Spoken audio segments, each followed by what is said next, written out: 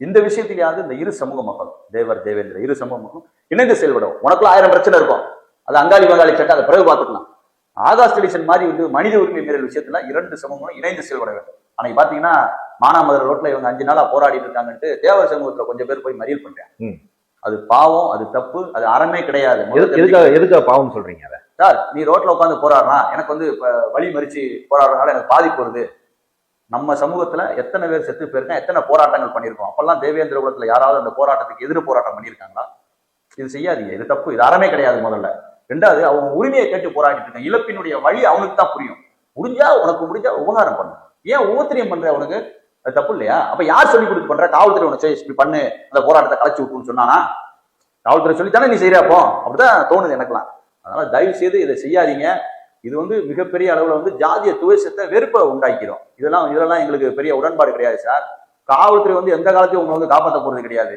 மக்கள் அவன் ஒழுங்கா இருந்தாலும் எந்த பிரச்சனையும் வரப்போறது கிடையாது. நீங்க தேவையில்லாம இந்த பிரச்சனை வந்து தலையிடுறீங்க. இப்ப வந்து இந்த கஸ்டோடியல் டெத்துக்கு நம்மளும் எதிரி தான். அதை செய்யக்கூடாது. சட்டம் தான் தன் கடமையை செய்யணும். சட்டப்படி தான் தண்டிக்கப்படணும் குற்றவாளிகள். அது சரி. ஆனா இப்போது ஆகாஷ் போன்றவர்கள் கஸ்டோடியல் டெத்துன்னு சொல்லப்படுது. அது விசாரணையில தெரிய வரணும். ஆனா இந்த உடனே அந்த காவலர்களை பணியிடை நீக்கம் செய்யுங்க அப்படின்னு ஒரு போராட்டம் ஒரு பக்கம் நடக்குது. இன்னொரு பக்கம் சம்பந்தப்பட்ட சாதி சார்ந்த கட்சி தலைவர்கள் வந்து ஆகாஷ் குடும்பத்தை பாக்குறதும், இதெல்லாம் ஏதோ சாதியவாதம். அந்த போலீஸ்காரர்களுடைய சாதியை அடையாளம் கண்டு ஓப்பனா சொன்னோம்னா அவங்க தேவர் போலீஸ்காரங்க, அதனால நம்ம அவங்களுக்கு தண்டிக்கணுன்ற மாதிரியான சூழல்ல தான் இந்த போராட்டமும் இந்த பிரச்சனையும் இந்த சாதி தலைவர்களும் வர்றதாக சொல்லப்படுது. அப்படிலாம் கிடையாது சார். ஒவ்வொருத்தன் பாதிக்கப்பட்டான்னு வச்சுக்கோங்க, அந்தந்த சமூகத்தை சேர்ந்த சமூக அமைப்புகள் தான் முதல்ல போவான். நீங்க அதுக்கு ஏன் ஜாதி முத்திரை கொடுத்துறீங்க? அதுக்கு ஏன் சார் ஜாதி முத்திரை கொடுத்துறீங்க?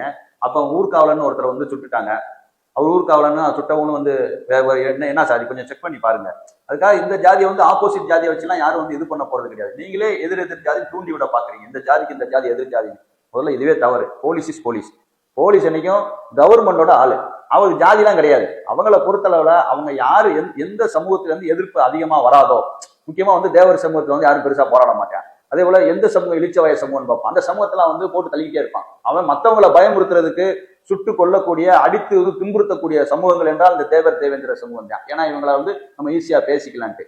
இது வந்து இந்த சமூக இயக்கங்கள் ஒன்றும் இல்லைன்னு வச்சுக்கோங்க. அந்த பையனுக்கு எப்படி நீதி கிடைக்கும்?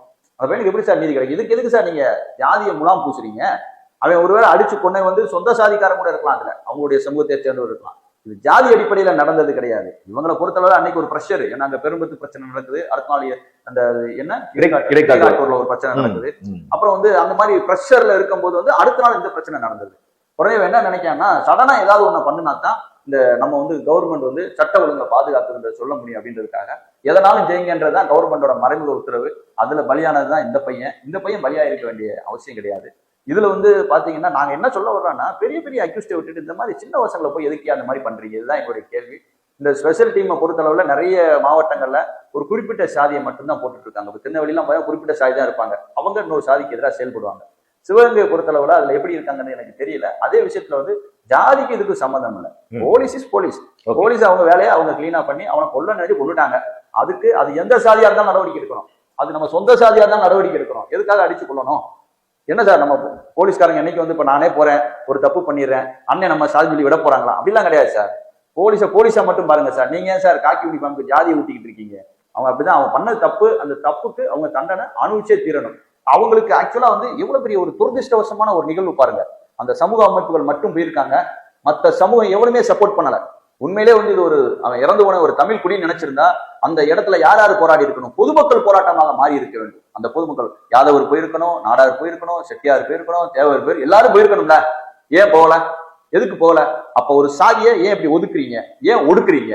அப்ப ஆகாச சாதியா தான் பார்த்தாங்களா? ஆகாஷ் சார் குற்றவாளியா பார்க்கலன்றீங்க. ஆகாஷ வந்து அவன் செஞ்சது வந்து சின்ன சின்ன குற்றங்களா கூட எடுத்துட்டு போட்டோம் சார். லாக்அப் டெத்ன்றது வந்து ஒரு மனித உரிமை மீறல் சார். அவ்வளவு பெரிய அக்யூஸ்லாம் அவன் கிடையாது. அப்ப எல்லா சமூகமும் அவனுக்கு ஆதரவு தெரிவிச்சு அந்த இடத்துல இருந்திருக்கணும்ல. ஏன் போகல? எதுக்காக போகல சொல்லுங்க? மடப்புறத்துல மட்டும் அஜித்குமாருக்கு மட்டும் எல்லாரும் போனீங்கல்ல. அவர் குற்றவாளி இல்ல, திருடவே இல்லைன்னு தெரிஞ்சது பின்னாடி தானே, கொஞ்ச நாள் கழிச்சு தானே தெரிஞ்சது. ஆனா அதுக்கு முன்னாடி எல்லா சமூகமும் போயிட்டீங்கல்ல. இப்ப ஏன் நீங்க போல? ஆகாஷ் தலிஷனுக்கு நீங்க ஏன் போல? எல்லா சமூகமும் போயிருக்கணும்ல. அப்ப இங்க எப்படி இருக்கு பாருங்க. இந்த இடத்துலதான் உண்மையிலே சார் எவனால் சாதி பார்ப்பவன் சண்டாளன் தேவரையா அன்னைக்கே சொல்லிட்டு போயிருக்காரு. இங்க இந்த சமூக மக்களுக்கு நம்ம போகக்கூடாது அப்படின்ற ஒரு இதுல அவனை வந்து எப்படி சாதிய சாயத்தை பூசி அந்த மக்களை ஒதுக்கி விட்டு அவன் சமூகம் மட்டும் போராடுற அளவுக்கு கொண்டு போயிருக்கான் பாருங்க. இதுவே மிகப்பெரிய ஜாதிய கொடுமை, ஜாதிய தீண்டாமல் சார். இது செய்யவே கூடாது. நான் போவேன் சார். வந்தாலும் சரிதான், வரலனாலும் சரிதான். எவன் என்ன சொன்னாலும் சரிதான் சார். நான் போய் ஆகாஷ் ஜெலிசனுக்காக குரல் கொடுப்பேன் சார். அதுல வர விளைவுகளை ஏத்துக்க தயாரா இருக்கு சார்.